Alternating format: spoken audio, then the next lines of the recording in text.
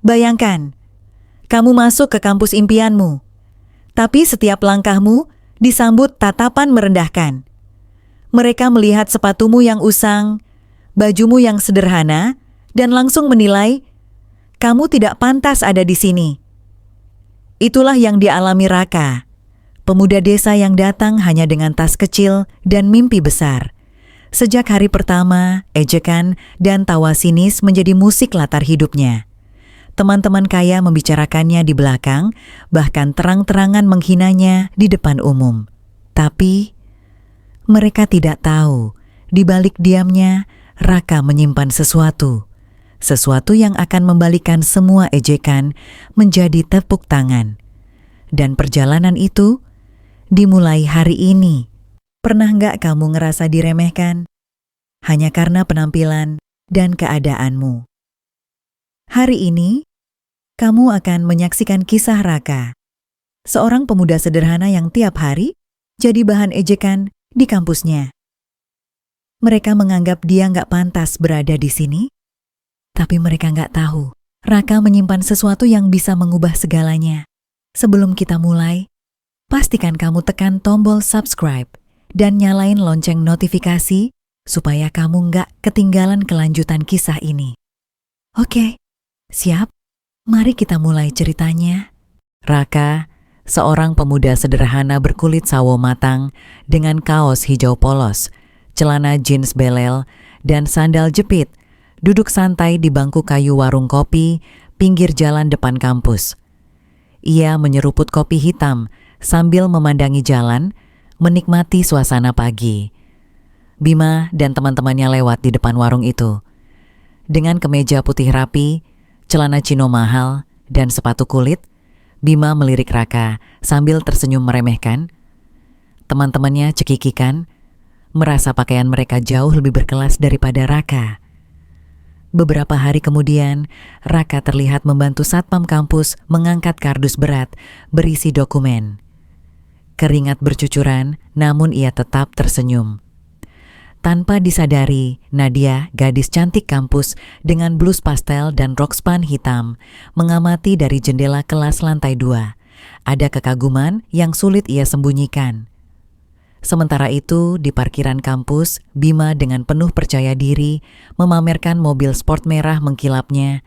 Ia bersandar santai sambil memutar-mutar kunci mobil di tangan, membuat teman-temannya terpukau. Namun, suasana berubah saat Raka melintas dengan motor bebek tua warna biru. Helmnya usang, tapi senyum sinis di wajahnya membuat Bima seolah tersindir. Di perpustakaan kampus, Raka duduk membaca buku tebal sambil mencatat di buku lusuhnya. Nadia datang dan duduk di sebelahnya. Senyum tipisnya membuat Raka sedikit terkejut, tapi ia tetap santai. Di kantin kampus, Bima yang duduk dengan teman-temannya mendengar gosip dari meja sebelah. Raka dan Nadia terlihat sering bersama. Sementara itu, di sudut lain kantin, Raka dan Nadia benar-benar makan bersama, tertawa lepas di antara nasi goreng di piring plastik. Beberapa mahasiswa lain melirik dengan ekspresi tak percaya. Suatu sore di parkiran kampus, Raka berjongkok mengambil dompet kulit yang jatuh.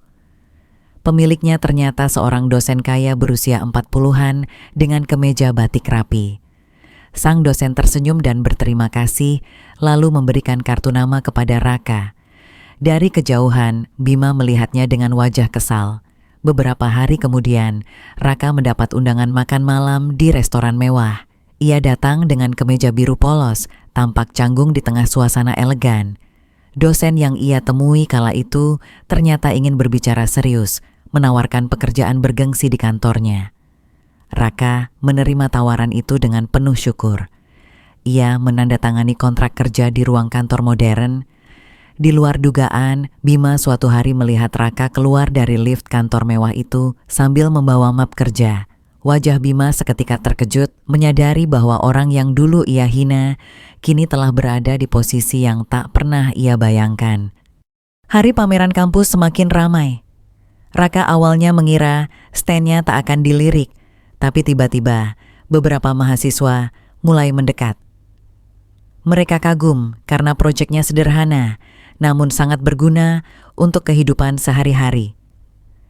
Nadia tersenyum bangga di sebelah Raka, membantu menjelaskan detail proyek kepada para pengunjung.